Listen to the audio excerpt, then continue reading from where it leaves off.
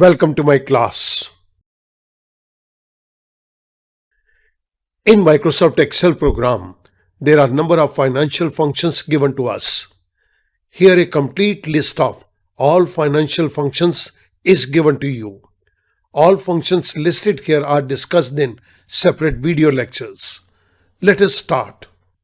इस particular video lecture के अंदर मैं फाइनेंशियल मैनेजमेंट के अंदर दिए गए फार्मूलाज को यूज करके present value, net present value, profitability index and पे बैक पीरियड को कैलकुलेट करूंगा। इसी के साथ साथ हम एक्सेल के अंदर दिए गए फंक्शंस को भी यूज करेंगे। आइएगा मूव करते हैं एक क्वेश्चन की तरफ। इस पर्टिकुलर एक्सेल शीट के अंदर हमें एक क्वेश्चन दिया गया है। Basic inputs for 2 projects are given below. Calculate first total present value of cash inflows, second net present value, third profitability index and the fourth one is payback period. नीचे हमें एक बहुत बड़ा स्ट्रक्चर ऑलरेडी जनरेट कर दिया so as to save time.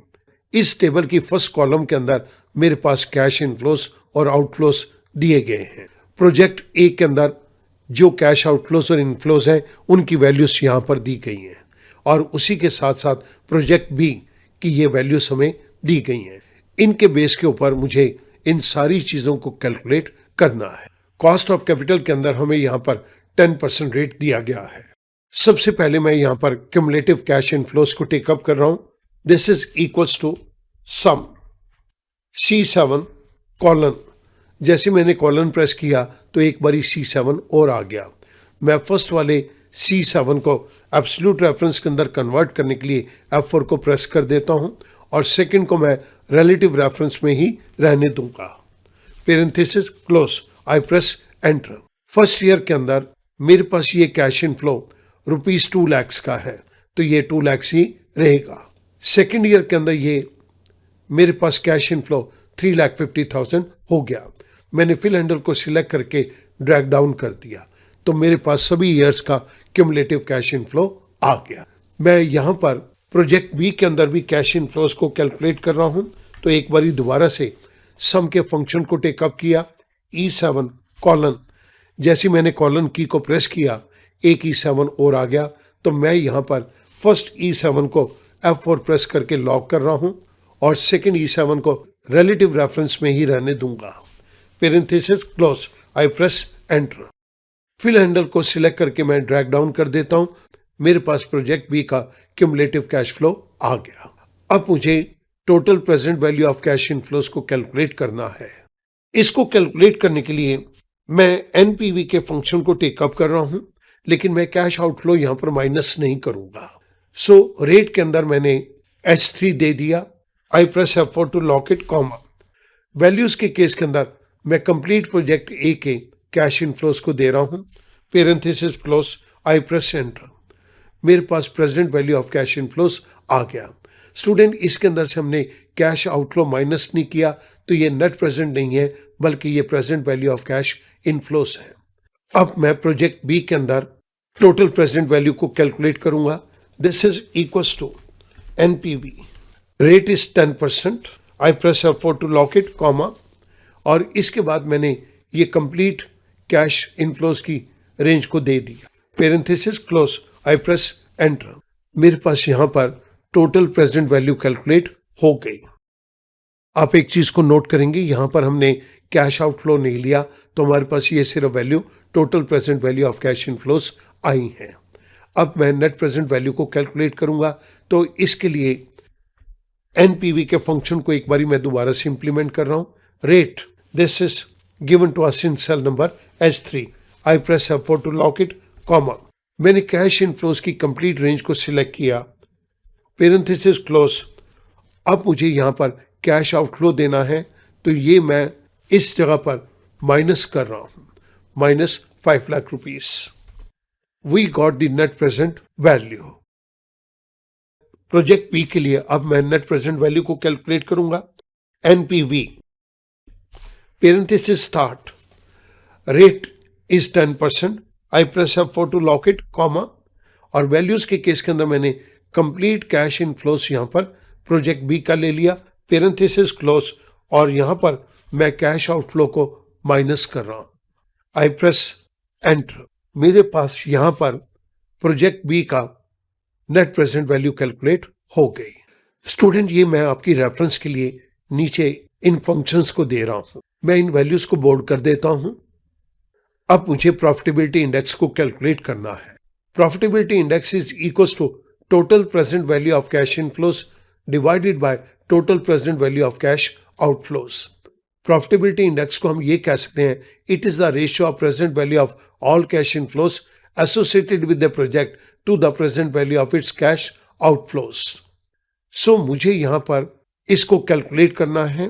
Profitability index, this is equals to total present value of cash inflows C13 divided by total present value of cash outflows, this is C6. I press enter. मेरे पास यहां पर profitability index के अंदर value आ गई 1.03752। इनके formulas को अब मैं साइड पे दे रहा हूं। अब मुझे यहां पर प्रोजेक्ट बी की प्रॉफिटेबिलिटी इंडेक्स को टेकअप करना है।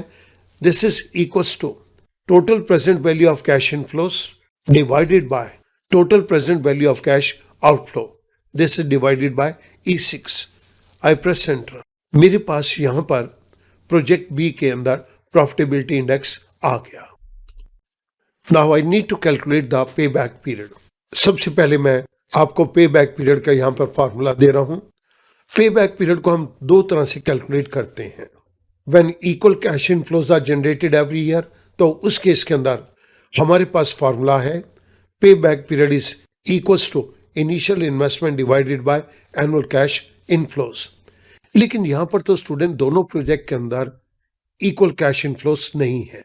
So we will move on to the second point, when unequal cash inflows are generated every year.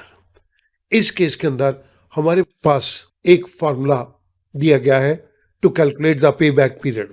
This is equals to P plus parenthesis start B divided by C parenthesis close। मैं आपकी convenience के लिए इन abbreviations को यहां पर explain कर रहा हूं। P refers to number of years immediately preceding the year of final recovery.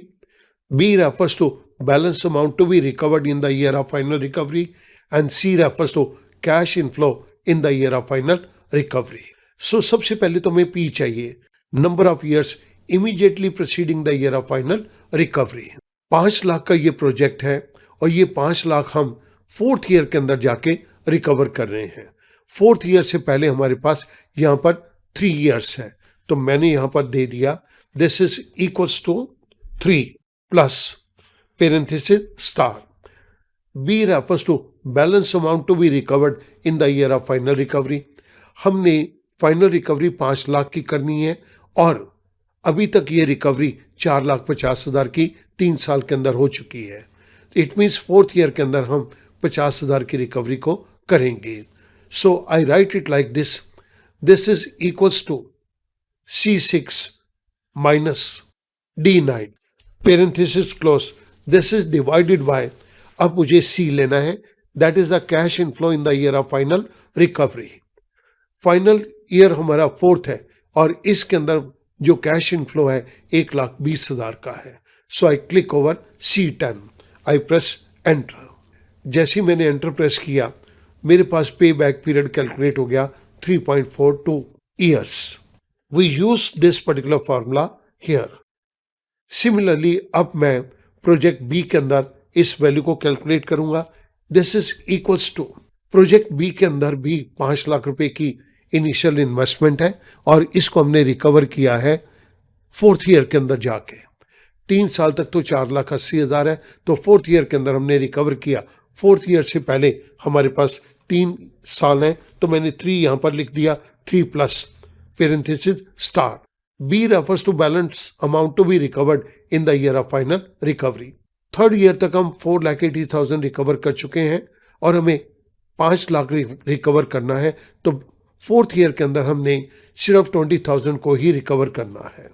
So I write it like this, E6 minus F9 parenthesis close.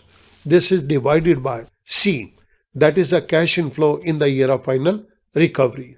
4th year के अंदर फाइनल रिकवरी 1,40,000 की है। So I click over E10, I press enter. मेरे पास यहाँ पर project B के अंदर पे बैक पीरियड कैलकुलेट हो गया। जिस पर्टिकुलर फार्मूले को हमने यूज किया है, मैं आपकी रेफरेंस के लिए वो फार्मूला यहाँ पर दे रहा हूँ। स्टूडेंट, जिन फार्मूलाज की हमने बात करी प्रॉफिटेबिलिटी इंडेक्स के अंदर, पे बैक पीरियड के अंदर, ये सारे फार्मूले फाइनेंशियल मैनेजमेंट के अंदर हमें दिए गए हैं। और यहाँ पर जो हमने एनपीवी को कैलकुलेट किया, ये हमें एक्सेल के अंदर दिया गया है। इस तरह से यहाँ पर हमारे ये क्वेश्चन कंप्लीट हो जाता है। अब हम एक पॉइंट को देखेंगे। प्रोजेक्ट बी के अंदर net present value in comparison to project A ज्यादा है। सेकंड, प्रॉफिटेबिलिटी इंडेक्स के अंदर भी ये वैल्यू ज्यादा है। और पे बैक पीरियड के अंदर हमारे पास प्रोजेक्ट बी के पे बैक पीरियड कम है। इट मीन्स इन तीनों कंडीशंस के अंदर हमें देख के ये लगता है project B is better than project A. तो स्टूडेंट, हम एडवाइस कर सकते हैं कंपनी को, company should go ahead with the execution of project B and not with project A. मैं उम्मीद करूंगा इस तरह का क्वेश्चन अब करना आपके लिए बहुत आसान हो जाएगा। Thank you very much.